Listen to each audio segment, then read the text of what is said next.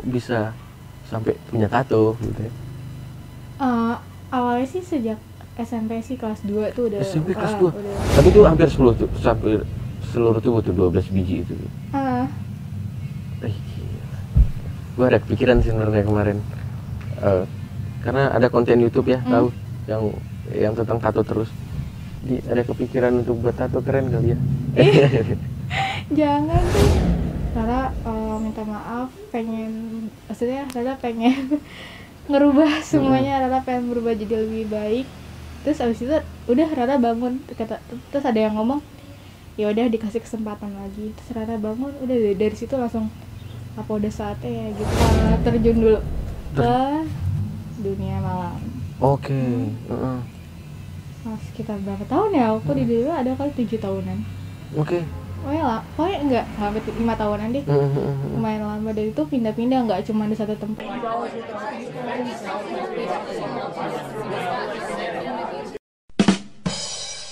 Assalamualaikum warahmatullahi wabarakatuh. Kali ini gue sama seorang wanita yang kayaknya cocok jadi makmum gue ya. Ini ada Mbak Lara.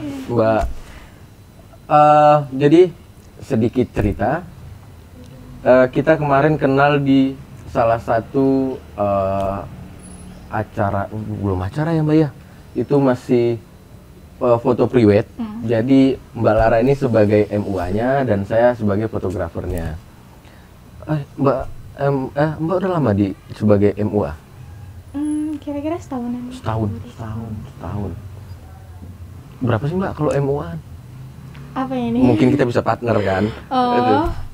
Kalau pribadi aku sih nggak budgetin harga. Serius? Terus? Jadi apa ya? Seadanya klien aku tuh berapa gitu. Aku nggak pernah ngatokin harga segini harus segini, itu enggak. Berarti kalau misalnya gue punya klien nih, pengen difotoin, MUA-nya belum ada, saya panggil Mbak Lara, berarti saya bilangnya gimana dong? Ini gue ada MUA, lo bayarnya terserah aja deh, gitu dong? Serius? Iya, nggak apa-apa. Selama setahun? Dan masih hidup ya?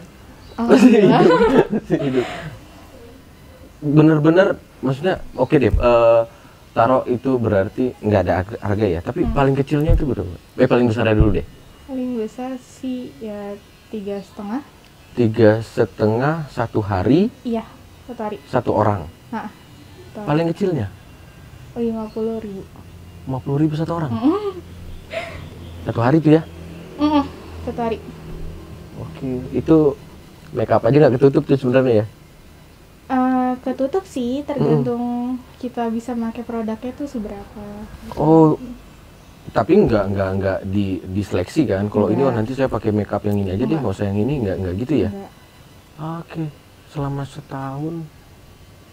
Tapi kenapa sih Mbak, kok lu tiba-tiba buka usaha MUA? Terus lu berkepikiran tuh untuk oke, orang boleh bayar gua seadanya aja lah. Kok bisa kayak gitu?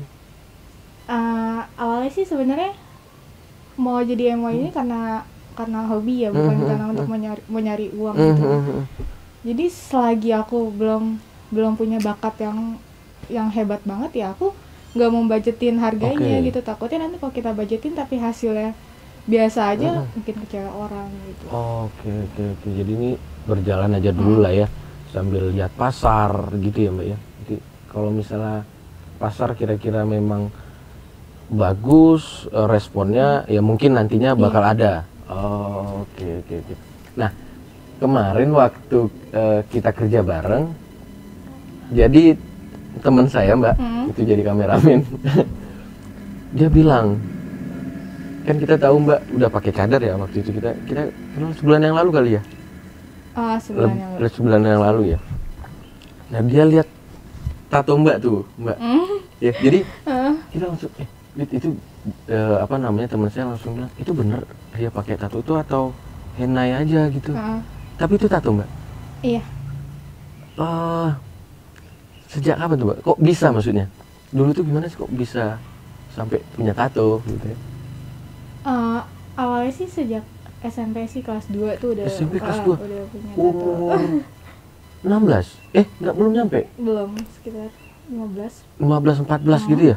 Oke, terus Mbak. Ya awalnya sih satu ya, kalau orang tua itu pasti awalnya satu. Terus selama kelamaan banyak, terus kerja, masuk sekolah lagi, udah. Tapi udah punya tato waktu masuk sekolah itu. Pas SMP udah punya tato? Udah. Tapi nggak kelihatan ya? Enggak, kan pakai kerudung waktu Itu awal MTS. di mana? Awal di mana? Bagian mana maksudnya? Tangan. Oh, mesti tangan. Yang ini? Enggak sih, 3 langsung sekaligus 3. Oke. Terus sekarang semua udah ada berapa banyak? 12 bijian ya? ya. Ada yang gede, Mbak? Maksudnya satu tato tuh yang Ada yang besar, ada yang kan umur 14 kepikiran punya tato ya? Kok bisa tuh ya? Kenapa ya? Dari dulu sih emang suka gambar, terus kan sempat putus sekolah juga tuh SMP, jadi nggak langsung SMP nggak langsung nerusin kelas 3, jadi putus sekolah dulu di kelas 2. Nah dari situ kerja, masih punya uang, ya udah kenapa nggak nato gitu, waktu itu pikirannya masih kesana gitu. Kerja di umur 14 tahun? Kerja apa, Mbak? Waktu itu di salon. Ya kayak bantuin krimbat, gitu-gitu aja sih paling. Terus berapa lama tuh, Mbak? Apanya kerja nih? di salon maksudnya? Kerja di salon. Sambil sekolah waktu itu berarti? Enggak. Kan udah enggak? sempat putus, Oke. putus Di sekolah. Di kelas 2. Di kelas 2 sempat putus karena kerja. Jadi sekitar setahun 2 tahunan deh. Terus akhirnya balik ke rumah lagi, pengen terusin sekolah. Abis itu langsung masuk lagi di SMP ya. 2 tahun kerja di salon aja tuh, habis 2 tahun balik ke rumah. Mutusin buat kerja itu kenapa, Mbak? Mencari uang. Oke, berarti Ya. waktu itu finansial keluarga gitu lagi nggak bagus. Bukan nggak bagus sih sebenarnya, dari keluarga mah bagus-bagus aja, cuma karena dulu ya bandel juga kan, terus oh yaudahlah gue nyari duit aja gitu, akhirnya mutusin untuk kerja nyari duit sendiri gitu, nggak minta sama orang tua, bahkan kalau bisa saya yang ngasih orang tua gitu waktu kelas 2 itu. Oke. 14 tahun udah mikir gitu ya? Gila. Udah dewasa, udah tua. Cuman kalau dibilang bandel, emang bandel sampai gimana banget tuh umur 14 tahun kan? Bandelnya sih nggak pulang mungkin ya. Itu dari dulu nggak, jarang banget pulang, mungkin bisa 3 bulan sekali deh itu pulang. Paling pulang cuman sapa orang rumah terus balik lagi, nggak pernah tidur di rumah. Mau tidur rumah teman gitu kan? Tidur rumah teman, terus kayak ngikut parkir. Banyak nih. Serius? Iya, serius Gue parkir? Tapi nggak ikut parkir, aku kayak duduk aja terus gabung parkir. sama. Iya gitu. Jadi makan bareng-bareng, nggak mikirin diri sendiri. Jadi di situ kita mikirin yang ada di situ sekitarnya gitu. Teman-teman makan apa nih gitu. Jadi ikut gabung gitu. Berapa itu selama 2 tahun itu tuh? 2 tahunan. 2 tahun itu, terus akhirnya balik ke rumah lagi. Terus ngelanjutin sekolah lagi. Balik ke SMP lagi? SMP kelas 2 lagi berarti? Iya, kelas 2. Berarti antara seangkatan Mbak paling dewasa ya? Enggak juga, ada yang sepantaran. Oh iya? Terus tato itu sudah ada banyak pas itu aja tuh? Enggak. Atau berproses lagi? Iya, maksudnya pas berproses. masuk sekolah masih dalam lingkungan yang sama? Enggak, kalau masuk sekolah waktu pas masuk sekolah SMP itu masih oke, masih bandel-bandel sewajarnya lah, tapi pas udah lulus sekolah itu baru udah mulai nambah tato lagi. SMA juga gitu tuh? Enggak, aku nggak SMA. Oh enggak. Berarti sampai ini sekarang umur berapa sih? Aku 21. Oh 21.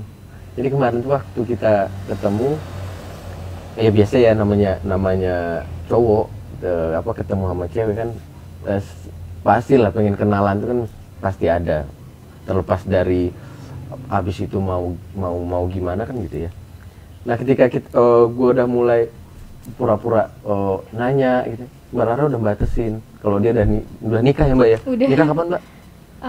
2019 akhir. 2019 akhir baru banget. Ya. Akhir tahun. Iya. Akhir tahun kemarin. Tanggal ya? 6. Tanggal 6. Berarti udah berjalan 4 bulanan. Iya. setelah lulus berarti fokus kuliah, fokus SMP sampai lulus. Setelah itu Mbak langsung jadi MUA atau gimana? Enggak. Belum. Belum. Terjun dulu ke dunia malam. Oke. Sekitar berapa tahun ya? Aku di dulu ada kali 7 tahunan. Oke. Pokoknya enggak 5 tahunan deh. Lumayan lama, dan itu pindah-pindah, nggak cuma di satu tempat. Jadi aku orangnya gitu sih, kayak pengen nyoba hal-hal baru, nggak mau diem di satu tempat. Jadi ntar pindah, ntar di Jakarta Barat, ntar di mana-mana gitu, beda-beda aja. Berarti itu udah 14, 16, 17 itu ya? Udah, makanya aku dari sebelum punya KTP tuh udah masuk terjun ke dunia malam tuh udah. Itu awalnya kok bisa ya Mbak? Awalnya sih ngeliat di koran. Ngeliat di koran ada lowongan kerja untuk pemandu karaoke ya dulu tuh bahasanya pemandu karaoke. Terus aku masuk di daerah Bintaro. Pas masuk itu ternyata kerjanya ya gitu. Oke. Saya mandu karaoke juga, cuman harus bertetapan dengan minuman haram. Akhirnya udah terlanjur masuk, ya udah, kenapa enggak, selagi di situ duitnya banyak, tergiur juga kan, namanya sehari bisa berjuta-juta, ya kenapa enggak waktu itu sih mikirnya ke situ. Kebutuhan juga lagi nggak banyak kan ya, jadi kalau ada duit 1 juta kayaknya lu bisa happy banget gitu ya. Benar. Akhirnya itu sampai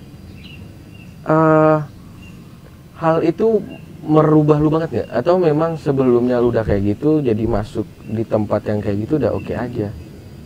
Merubah apa ya, maksudnya merubah akhirnya kan setelah kemarin nggak sekolah, terus sekolah lagi, habis itu akhirnya nyari kerjaan dapat kayak gitu.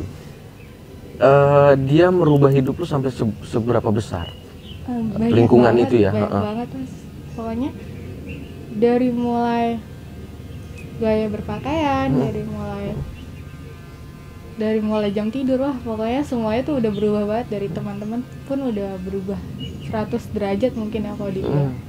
Udah bandelnya ngelebihin batas dari umur 15 tahun, 16 tahun gitu. 15 tahun lu udah ngerasain itu ya? Udah. Kalau tempat di mana aja waktu itu Mbak? Pertama kali deh? Di daerah Bintaro. Terus di situ terus aja? Enggak, di situ sama setahunan. Terus lu pindah lagi, nggak netap. Tapi tetap ya gitu ya, berarti disitulah akhirnya proses pembanyakan tato lagi juga. Karena banyak uang itu kan, makanya ya udahlah bikin tato lagi gitu kan. Dan tato aku juga nggak maksudnya gratisan semua nih, enggak, aku juga ada yang bayar kan. Karena itu makanya bisa banyak tato itu aku mikir, ya udah, gue punya duit, kenapa gue nggak banyakin tato gitu. Ya kira ke situ kan, zaman dulu keren banget nih cewek-cewek tatoan, ya udah ikut lah. Itu sih keren. Sekarang enggak.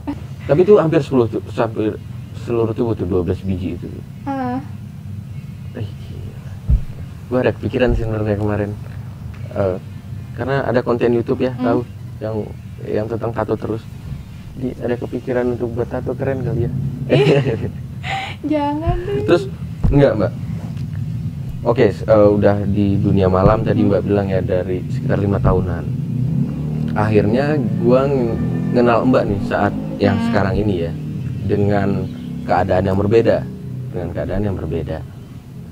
Pasti ini punya trigger lagi nih.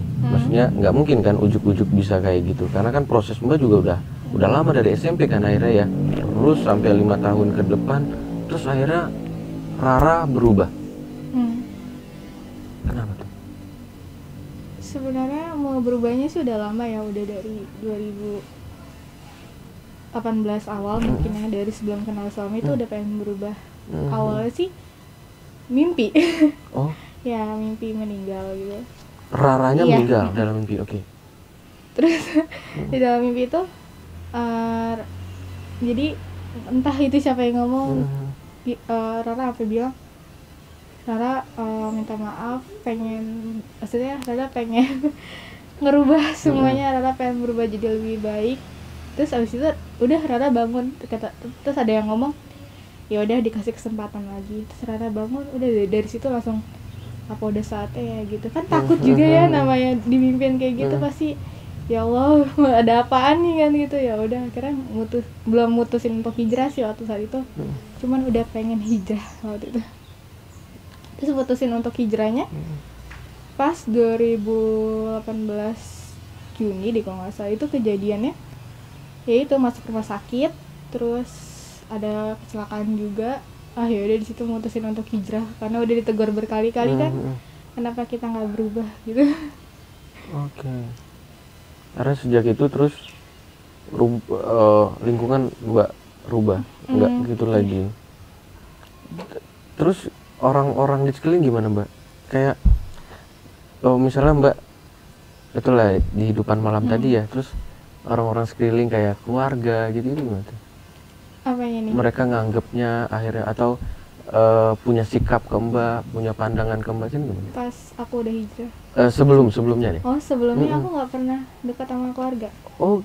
Nggak pernah. Lebaran pun kadang aku pulang cuman pas lagi maaf-maafan udah gitu aja. Tapi mereka tahu? Tahu.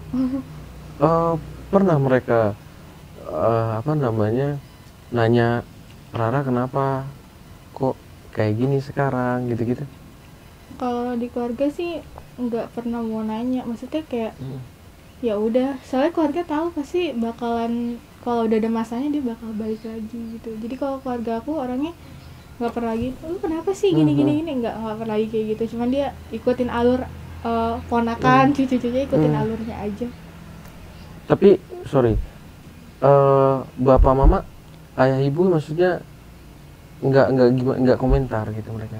Kan kalau mama kan udah almarhum ya, jadi pas aku punya tato itu mama pun tahu. Pas tahu aku punya tato dia cuma bilang intinya kakak nggak jahat sama orang, udah gitu. Nggak pernah lagi kok anakku tatoan atau gimana, enggak. Dia cuman udah kakak jangan jahat sama orang, jangan ngerugiin orang, udah gitu aja sih.